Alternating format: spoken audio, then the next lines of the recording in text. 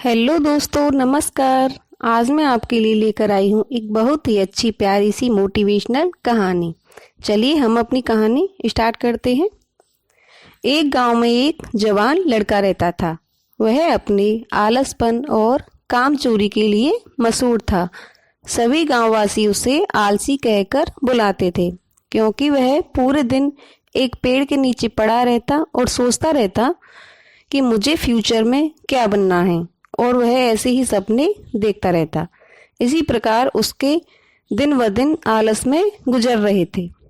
एक दिन क्या होता है, उस गांव में एक साधु आए जो अगले 3 दिनों तक उसी गांव में ठहरने वाले थे।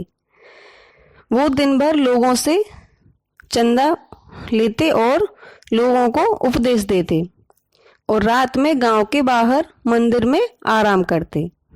वो साधु जब भी दान लेने जाते तो रात को वापस आते साधु हर बार उस जवान लड़के को उसी पेड़ के नीचे लेटा हुआ पाते। साधु 2 दिनों तक ये सब देखते रहे और समझ गए कि ये लड़का मानसिक आलस का गुलाम है। तीसरे दिन जब वो वापस लौट रहे थे तो उस लड़के के पास गए जो अभी भी उस पेड़ के नीचे ही लेटा हुआ था। साधु ने लड़के से कहा, बेटा, मेरे पास तुम्हारे लिए एक काम है।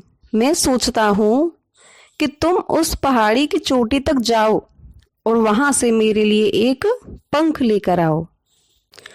लड़के ने लेटे लेटे ही अपना सिर पहाड़ी की तरफ किया और अपनी नजर उस पहाड़ की चोटी की तरफ ले गया, और उसने साधु की तरफ देखा और हंसा और साधु का उपहास करने लगा।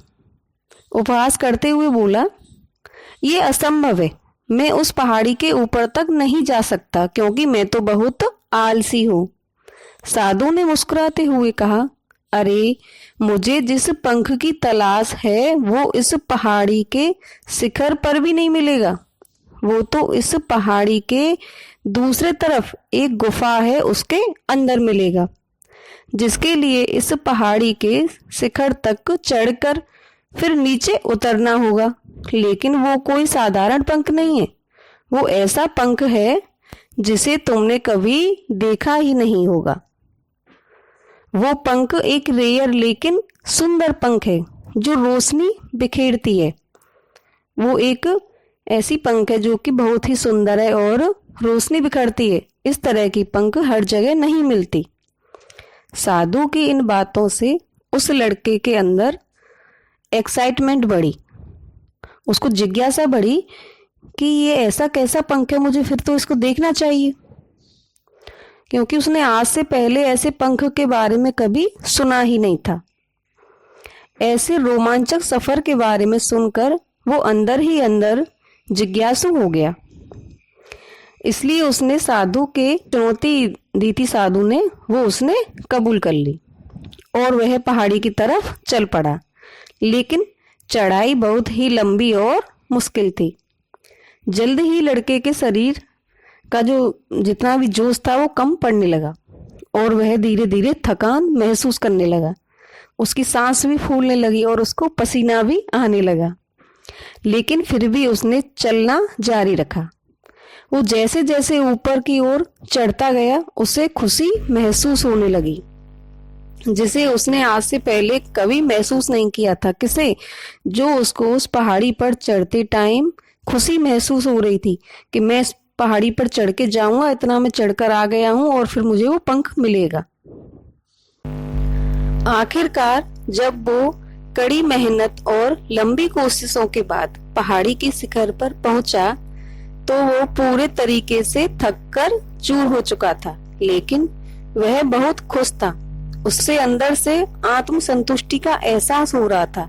उसके चेहरे पर जैसे योद्धाओं की मुस्कान होती है ना, जैसे हमने जंग जीत ली, उसी तरह की मुस्कान थी, जैसे उसने कोई युद्ध जीत लिया हो। फिर उसने पहाड़ी के शिखर से नीचे देखा। उसके सामने एक बहुत ही मनमोहक नजारा था। लेकिन असली चुनौती आगे थी, क्योंकि उसे फिर उस पहाड़ी से नीचे भी उतरना था और उस गुफा को ढूंढना था जिसमें पंख मिलने की बात साधु ने कही थी।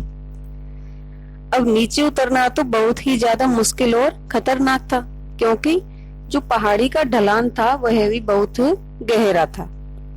चढ़ाई के समय लड़का बहुत लड़खड़ाया और गिरा भी था, तो उसे नीचे उतरते टाइम भी यह लग रहा था कि कहीं मैं गिर न जाऊं। अंदर अंदर उसको डर था, लेकिन साधु को वो पंख लाके देने का जो उसने वादा किया वो उसको बराबर याद आ रहा था कि मैं यदि यहाँ से लौट गया तो साधु को पंख नहीं दे पाऊंगा। फिर वह यही सोचता हुआ आगे बढ़ता है और काफी खोज मुशक्कत और कड़ी मेहनत के बाद वह एक गुफा को ढूंढ लेता है। अब वह गुफा में अंदर गया, उसने देखा कि यहाँ तो कोई पंख है ही नहीं, जो कि ऊपर एक बड़ी सुराख से आने वाली रोशनी की वजह से गुफा थी वही चमक रही थी। फिर वो सोचता है कि कहीं ऐसा तो नहीं इस गुफा में और खोजूं में शायद मुझे पंख मिल ही जाए। तो वह उस गुफा में चारों तरफ फिर खोजता है, तो उसे एक सुंदर सा छोटा सा पंख मिल जाता है, जो कि बहुत ही रंग बिरंगा इस तरीके का पंख था कि बहुत चमक रहा था। वह उस पंख की सुंदरता को देखता रह गया। वो काफी देर तक उस पंख को घूरता रहा, लेकिन फिर अचानक उसे याद आया, मुझे तो अभी वापस भी जाना है। उसने खुद की तरफ देखा, वह पूरी तरह थक चुका था और चिंता में पड़ गया कि अब मैं पहाड़ को चढ़ूंगा कैसे, क्योंकि मेरा शरीर तो काम ही नहीं कर रहा। फिर वह सोचा कि यदि मैं नहीं जाऊंगा तो साधु तक ये पंख कैसे पहुंचेगा। एक पल वह हार भी मानने की सोच रहा था, फिर बोला नहीं, मुझे हार नहीं मानना, क्योंकि मेरी बेइज्जती हो जाएगी, इसलिए मुझे दोबारा से जाना चाहिए और उस साधु को ये पंख देना चाहिए। क्योंकि जब मैं चढ़कर आ रहा था मुझे जो खुशी और गर्व हो रहा था वही मुझे अब महसूस हो रहा है कि ये सब पंख मैं साधु को दूंगा तो मुझे और ज्यादा खुशी होगी। तो यह सोचते हुए वो वापस शिखर पर चढ़ने लगा और शिखर पर चढ़ते टाइम उसको यह महसूस हुआ कि इस सफर को दोबारा पूरा करने की ताकत और मजबूती मुझ में है। वह दोबारा पहाड़ी पर चढ़ गया। मांसपेशियों में दर्द हो रहा था, कमजोरी की वजह से उसके पैर भी कांप रहे थे, सांस भी फूल रही थी और कई बार वह लड़खड़ाकर गिर भी पड़ा, लेकिन उसने हार नहीं मानी। वह खुद को आगे बढ़ाने के लिए लगातार मेहनत कर रहा था और अथक मेहनत और घंटों की कोशिशों के बाद वह साधु के पास पहुंच गया। तो उसके हाथ में वो पंख रखा और उसकी खुशी का ठिकाना न रहा। उसको महसूस हुआ उसने आज अपने आलस पर काबू पा लिया है और कुछ बढ़िया करके दुनिया को दिखाना भी है।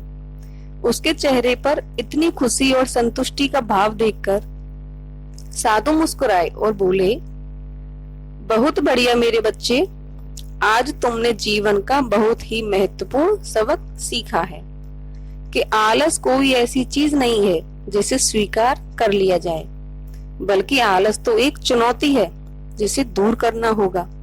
ये एक बाधा है जिसे पार करना होगा और आलस को खत्म करने के लिए तुम्हें अपना पहला कदम उठाना ही होगा। जब तक आप अपना पहला कदम नहीं उठाओगे, जब तक आलस पर काबू नहीं पा सकते। अपने मकसद की तरफ चलना होगा, जब तक चलते रहना पड़ेगा जब तक कि तुम अपनी मंजिल को हासिल नहीं कर लेते। यही सीख हमें इस कहानी से मिलती है। लड़का और उसके मकसद को समझते हुए हाँ में अपना सर हिला दिया।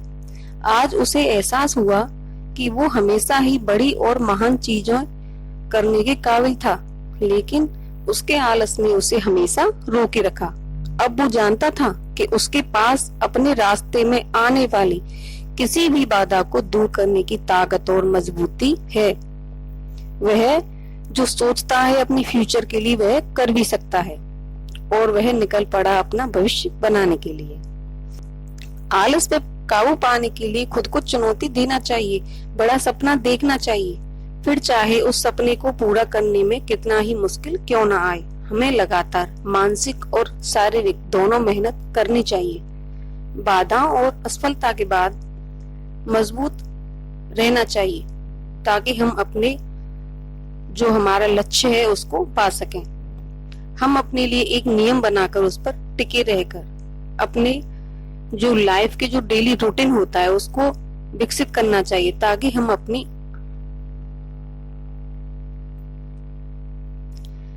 यदि मित्रों आपको ये कहानी अच्छी लगी तो प्लीज लाइक शेयर जरूर करें। धन्यवाद मित्रों। जय श्री राधे कृष्णा।